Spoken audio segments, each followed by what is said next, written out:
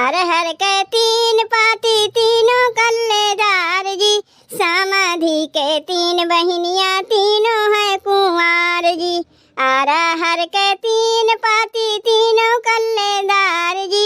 समाधि के तीन बहिनियां तीनों है कुंवार जी। एक ठी घूमे सड़क सड़क पे एक घूमे बाजार जी। एक ठी हमारे भैया के साथे आवे के तैयार जी।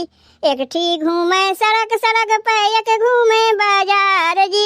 एक ठी हमारे भैया के साथे आवे के तैयार जी। एक ठी हमारे भैया के साथे आवे के तैयार जी। अरहर के तीन पाती तीनों कल्लेदार जी। दूल्हे के तीन बहिनियां तीनों है कुंवार जी।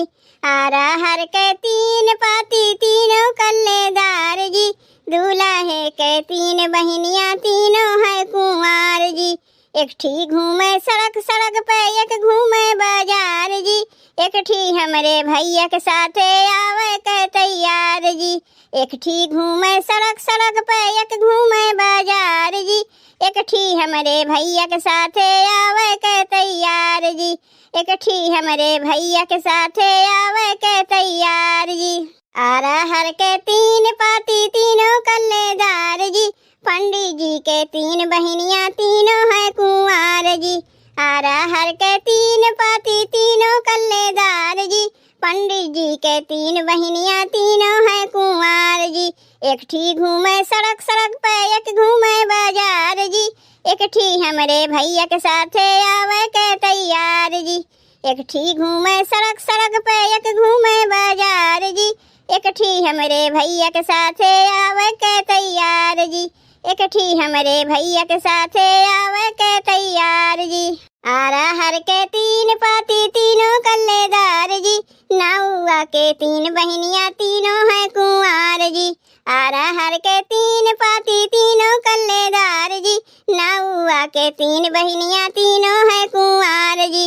एक ठी घूमे सड़क सड़क पे एक घूमे बाजार जी। एक ठी हमारे भैया के साथे आवे के तैयार जी। एक ठी घूमे सड़क सड़क पे एक घूमे बाजार जी। एक ठी हमारे भैया के साथे आवे के तैयार जी। एक ठी हमारे भैया के साथे आवे के तैयार जी। अरहर के तीन पाती तीनों कल्लेदार जी। आगुआ के तीन बहिनियां तीनों है कुंवार जी।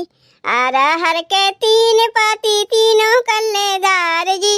आगुआ के तीन बहिनियां तीनों है कुंवार जी। एक ठी घूमे सड़क सड़क पे एक घूमे बाजार जी। एक ठी हमारे भैया के साथे आवे के तैयार जी। एक ठी घूमे सड़क सड़क पे एक घूमे बाजार जी। एक ठी हमारे भैया के साथे आवे के तैयार जी।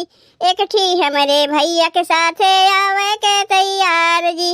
एक ठी हमारे भैया के साथे आवे के तैयार जी।